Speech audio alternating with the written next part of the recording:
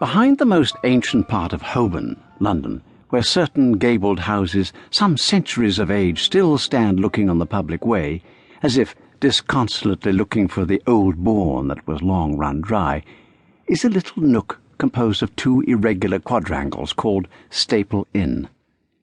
It is one of those nooks, the turning into which out of the clashing street imparts to the relieved pedestrian the sensation of having put cotton in his ears and velvet soles on his boots. It is one of those nooks where a few smoky sparrows twitter in smoky trees, as though they call to one another, "Let us play at country," and where a few feet of garden mould and a few yards of gravel enable them to do that refreshing violence to their tiny understandings. Moreover, it is one of those nooks which are legal nooks, and it contains a little hall with a little lantern in its roof. To what obstructive purpose is devoted, and at whose expense, this history knoweth not.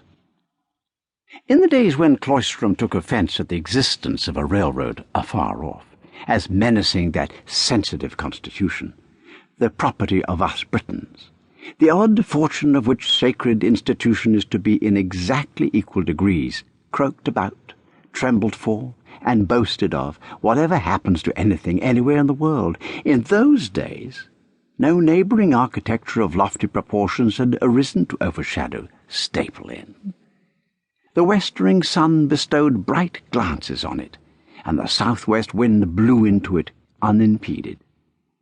Neither wind nor sun, however, favoured Staple Inn one December afternoon towards 6 o'clock, when it was filled with fog, and candles shed murky and blurred rays through the windows of all its then-occupied sets of chambers.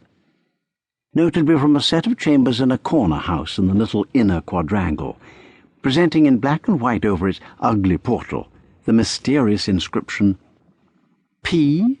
J. T. 1747. In which set of chambers, never having troubled his head about the inscription, unless to bethink himself at odd times on glancing up at it, that haply it might mean perhaps John Thomas, or perhaps Joe Tyler, sat Mr. Grewgious writing by his fire. Who could have told by looking at Mr. Grewgious whether he had ever known ambition or disappointment? He had been bred to the bar, and had laid himself out for chamber practice, to draw deeds, convey the wise at call, as Pistol says. But conveyancing, and he had made such a very indifferent marriage of it, that they had separated by consent, if there can be said to be separation where there has never been coming together. No, coy conveyancing would not come to Mr. Grewgious. She was wooed, not won, and they went their several ways.